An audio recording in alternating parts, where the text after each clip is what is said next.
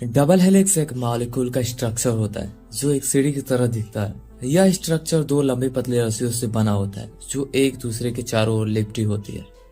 इन रस्सियों को फास्फोडाइएस्टर बैकबोन कहा जाता है और ये चीनी अणुओं से बनी होती है।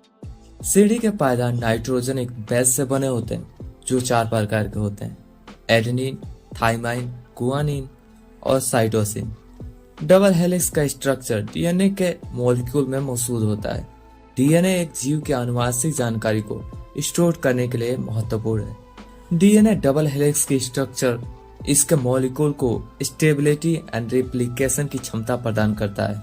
जब एक कोशिका डिवाइड होता है तो उसका डीएनए भी रेप्लिकेट करता है ताकि प्रत्येक नई कोशिका में समान जेनेटिक जानकारी हो। डबल हेलिक्स की संरचना इस प्रोसेस में महत्वपूर्ण भूमिका निभाता है। जब डीएनए रेप्लिकेट होता है तो डबल हेलिक्स का खुलना होता है और प्रत्येक स्ट्रैंड का उपयोग नए स्ट्रैंड बनाने के लिए टेम्पलेट के रूप में किया जाता है। डबल हेलिक्स के स्ट्रक्चर की खोज 1953 में जेम्स वाटसन और फ्रांसिस क्रिक द्वारा की गई थी। इसके खोज के लिए उन्हें 1962 में नोबेल पुरस्कार मिला। अब डबल हेलिक्स और डीएनए ट्रांसक्रिप्शन। डीएनए ट्रांसक्रिप्शन वो प्रोसेस है जिसमें डीएनए की जानकारी राइबोन्यूक्लिक एसिड में ट्रांसफर होती है। यह प्रोसेस भी डबल हेलिक्स के स्ट्रक्चर के कारण संभव होती है। जब डीएनए ट्रांसक्रिप्शन होता है, डबल हेलिक्स का एक छोटा खंड खुलता है और एक आरएनए मॉलिक्यूल उस खंड के स्ट्रैंड का उपयोग टेम्पलेट के रूप में करता है। डीएनए मॉलिक्यूल बहुत लंबा होता है और इसे कोशिका के न्यूक्लियस में पैक करना आवश्यक होता है। डबल हेलिक्स की संरचना इसके पैकिंग में मदद करती है। डीएनए मॉलिक्यूल प्रोटीन के साथ जुड़कर क्रोमैटिन नामक स्ट्रक्चर बनाता है जो फिर क्रोमोसोम नामक संरचना में पैक होता है।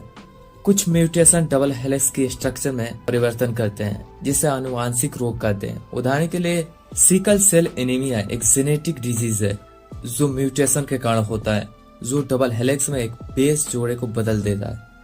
यह परिवर्तन हीमोग्लोबिन प्रोटीन की संरचना को बदल देता है जिससे लाल रक्त कोशिकाएं डिस्टोर्ड हो जाती हैं। अब डबल हेलिक्स और बायोटेक्नोलॉजी। डबल हेलिक्स के स्ट्रक्चर का अध्ययन और उपयोग बायोटेक्नोलॉजी के क्षेत्र में भी किया जाता है।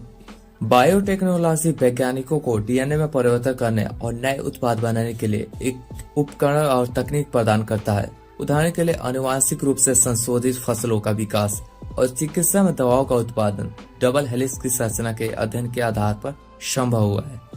डबल हेलिक्स का स्ट्रक्चर एक अद्भुत और जटिल संरचना है जो जीवन के लिए आवश्यक है।